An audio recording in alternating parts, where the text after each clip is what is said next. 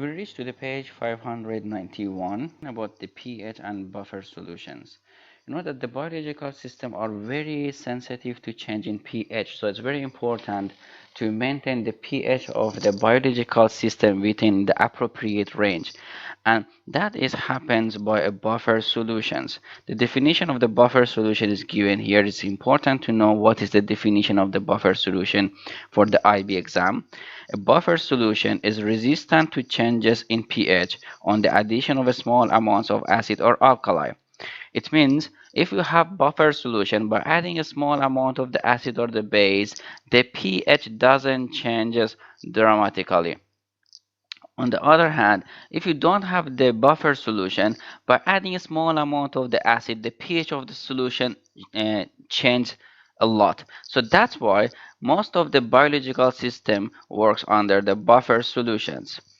For example, the cells, you have many enzymes that work within the cell, and those enzymes are very sensitive to change in pH.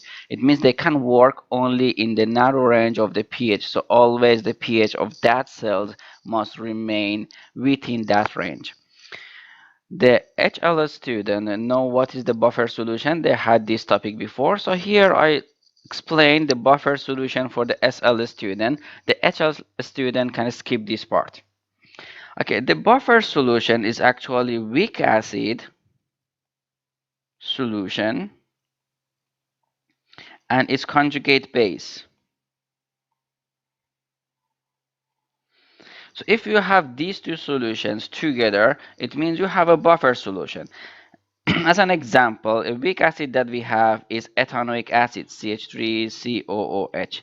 And its conjugate base, you know that the conjugate base of the acid has one less H plus relative or compared to the acid itself, so it is CH3COO minus or acetate. Another example which you have in the biological system is hydrogen carbonate.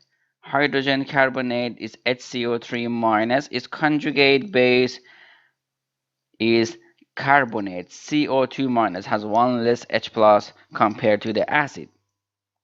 So if you have these two solutions together, the acid and its conjugate base, you have made a buffer solution. This solution is resistive to change in pH. But the question is, where these anions come from? Actually, they are coming from salt. So that's why in your book it says the buffer solution is weak acid and the salt. You know that you cannot have only anion in the solution by itself. There must be the cation. So the salt, for example, here for this anion is NaCH3COO, sodium acetate or sodium ethanoate. For this one, it can be sodium carbonate. So that's why in your book it says the buffer solution composed of the weak acid and the salt. By the salt we mean the salt of the weak acid, which produces its conjugate base. But how we can make a buffer solution? There are two methods for making the buffer solution. Okay, we have two methods. I explain each one of them here. The first method is to make each one of these solutions and then mixing them together. So, for example, in one beaker, you can make acetic acid solution, CH3COOH aqueous, and in the other beaker, you can make its conjugate base like NaCH3COO solution of that. Then you can mix these two. If you mix these two, you have made a buffer solution. So in this buffer solution, you have two main components. You have weak acid and you have its base. This is the buffer solution. But the problem is that most of the time in the laboratory we don't have the salt of the weak acid. So what we can do in this case? There is another method which is most of the time we use this method for making the buffer solution. And that is neutralizing the weak acid